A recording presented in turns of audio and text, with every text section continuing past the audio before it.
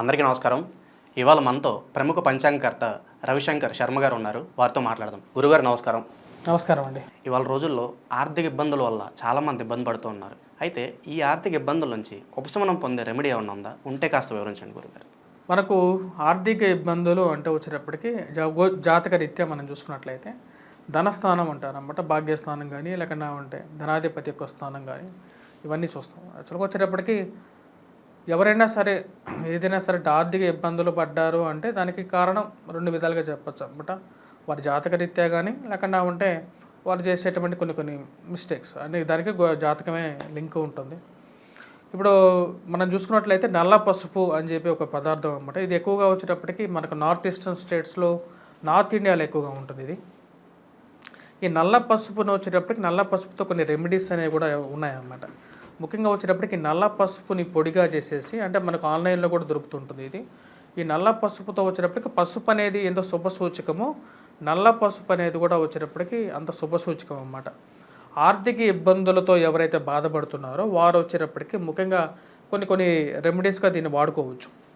అంటే ఇప్పుడు లక్ష్మీ యంత్రాన్ని ఇంట్లో ఉంచుకుంటారు చాలామంది. లక్ష్మీ యంత్రాన్ని కానీ లేకుండా అంటే గణేష్ యంత్రాన్ని కానీ ఇంట్లో పెట్టుకున్న వాళ్ళు ప్రతిష్ఠించుకుంటుంటారు. అదేవిధంగా ఏదైనా రూపాయి బిళ్ళ కానీ ఉన్నప్పుడు ఆ యొక్క నల్ల పసుపుని తీసుకొని అక్కడ అమ్మవారు ఎవరైతే ఉన్నారో లక్ష్మీ అమ్మవారి విగ్రహం ఉంటే ఆ యొక్క లక్ష్మీ అమ్మవారి విగ్రహం ముందు పాదాల ముందు లేకుంటే అమ్మవారిని కానీ అభిషేకించడం కానీ ఈ యొక్క పసుపుతో లేకుంటే పూజించడం కానీ చేసినట్లయితే మంచి విశిష్టమైనటువంటి ఫలితాలు పొందడం అనేది జరుగుతుంది. అదేవిధంగా కుంకుమ పువ్వు, ఎర్రటి కుంకుమ పువ్వుతో పాటు ఈ యొక్క లక్ష్మీ పసుపును కూడా ఇది నల్ల పసుపును కూడా కలిపేసేసి అమ్మవారిని లక్ష్మీ అష్టోత్తరంతో పూజించినా సరే మంచి అనుకూలమైనటువంటి ఫలితం పొందుతారు. చాలామందికి ఒక విచిత్రమైనటువంటి పరిస్థితి ఏర్పడుతూ ఉంటుంది అన్నమాట. ఏంటంటే ఆర్థిక స్థిరత్వం అనేది తక్కువగా ఉంటుంది. అంటే డబ్బు వస్తుంటుంది, వారికి 2 లక్షలు 3 లక్షల జీతం ఉంటుంది. నెల చివరి చూసేటప్పటికి వాళ్ళ అకౌంట్లో 2,000 రూపాయలు జీరో బ్యాలెన్స్ కూడా ఏర్పడుతూ ఉంటుంది. ఆ ఆర్థిక స్థిరత్వం అనేది ఏర్పడుతుంది అంటే స్థిరమైనటువంటి డబ్బు అనేది ఇంట్లో లేదు అని చెప్పి అర్థం. ఆ స్థిరమైనటువంటి డబ్బు ఇంట్లో ఉండాలి అంటే ముఖ్యంగా వీరు చేసుకోవాల్సి ఉంటుంది గణేష్ లక్ష్మి అంటే గణేష్ ఈ చతుర్దశి అంటే వచ్చేటప్పటికి మనకు ఈ యొక్క ఏవైతే సంకటహట చతుర్థి వస్తుంటాయో అది శుక్రవారం పూట ఏ రోజైతే వస్తుంటుందో అది ముఖ్యంగా వచ్చేటప్పుడు గమనించి ఆ శుక్రవారం పూట లక్ష్మీ అమ్మవారిని గణేష్ని ఇద్దరిని పూజించాలి. స్వస్తిక్ మార్కుని వేసుకొని ఇంట్లో ఆ యొక్క పసుపుతో స్వస్తిక్ మార్క్ వేసుకోవాలి.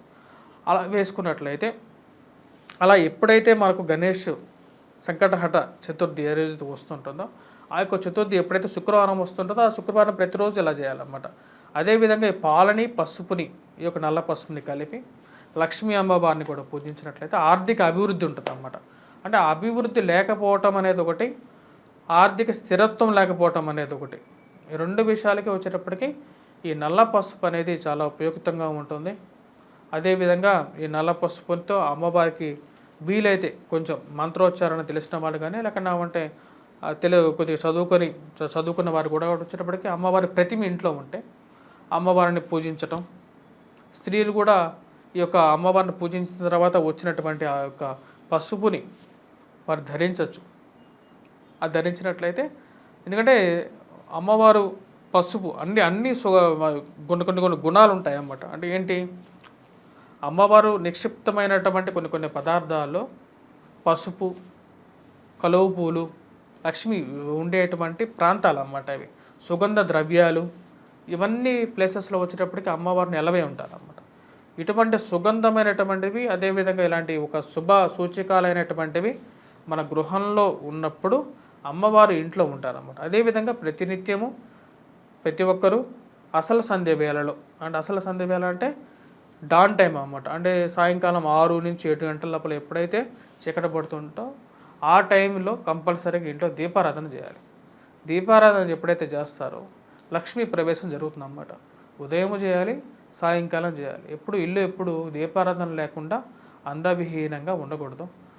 మరి అదేవిధంగా ఇంటి బయట కూడా వచ్చేటప్పటికి ఇంటి మీద నరదృష్టి ఎక్కువ ఉన్నా సరే ఇది పొడిలాగా చేసేసి ఒక నల్ల పసుపుని మన ఇంటి బయట కూడా ఒక కట్టచ్చు అన్నమాట. ఎందుకంటే నరదృష్టి పడకుండా ప్లస్ ఇది ఇతర చీడపీడలు ఈ ఇంటి మీదకి రాకుండా కూడా ఇది ఎంతో ఉపయుక్తంగా ఉంటుంది. ఈ యొక్క నల్ల పసుపుతో ఇది ఎక్కువగా వచ్చేటప్పటికి నార్త్ ఈస్టర్న్ స్టేట్స్లో ఎక్కువగా వాడుతూ ఉంటారు. ఆ యొక్క పరిహారం అనేది బాగా వారు వాడుతూ ఉంటారు. ఈ రెమెడీ ఆర్థిక ఇబ్బందులు ఉన్న వరకు ఎంతగానో ఉపయోగపడుతుంది. ధన్యవాదాలు గురుగారు. ధన్యవాదాలు.